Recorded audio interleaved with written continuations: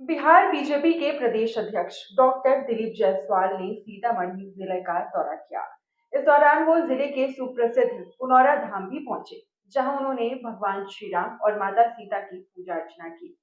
पूजा करने के बाद डॉक्टर दिलीप जायसवाल ने पत्रकारों को भी संबोधित किया,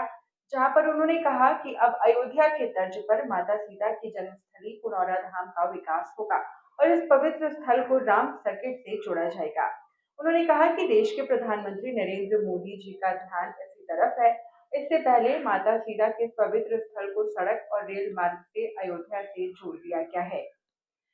गौरतलब है कि अब इस खबर के सामने आने के बाद से वहां के आसपास के लोगों में भी खुशी की लहर देखने को मिल रही है और जाहिर सी बात है, जब इस धाम को अयोध्या के तर्ज पर इसका विकास भी किया जाएगा तो इससे आसपास के लोगों में भी रोजगार के अवसर प्रदान होंगे।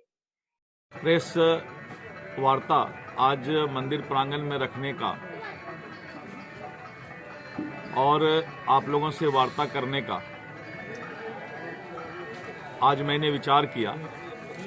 पिछले बार लोकसभा चुनाव के वक्त मैं आया था तो उस समय भी मैं पुनौरा धाम मंदिर आकर के पूजा किया था और आज भी मैंने सोचा कि यहाँ पूजा करने के बाद मुजफ्फरपुर का कार्यक्रम है, अभी तुरंत यहाँ से मुजफ्फरपुर एनडीए कार्यकर्ता सम्मेलन में निकलूंगा। प्रधानमंत्री नरेंद्र मोदी जी के नेतृत्व में भगवान श्री राम का भव्य राम मंदिर बनकर अयोध्या में तैयार हुआ और आज लाखों श्रद्धालु अयोध्या में आकर के भगवान राम का दर्शन कर रहे हैं। अगर एक तरफ अयोध्या में भगवान राम का मंदिर है तो वहीं माता जानकी, माता सीता का जो है पुनौरा धाम पूरे विश्व और पूरे देश के अंदर एक श्रद्धा का स्थल है। प्रधानमंत्री जी ने ये फैसला लिया है कि अयोध्या के तर्ज पर ही पुनौरा धाम को भी विकसित किया जाएगा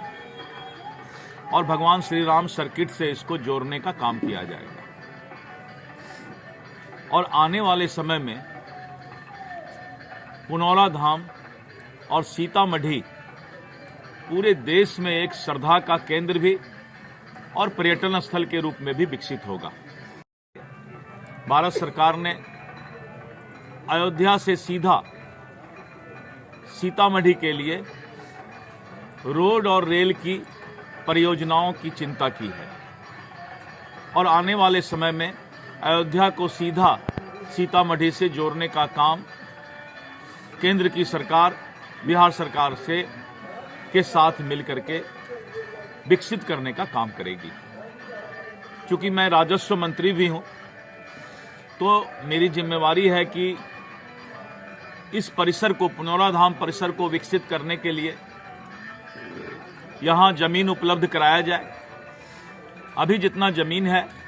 इसके अलावा भी बहुत जमीन की आवश्यकता पड़ेगी क्योंकि परिसर बड़ा होगा, लाखों लोग बाहर से आएंगे यहां पर। तो इस परिसर को और कैसे भव्य बनाया जाए, इसके लिए भारत सरकार और बिहार सरकार ने अपनी प्रक्रिया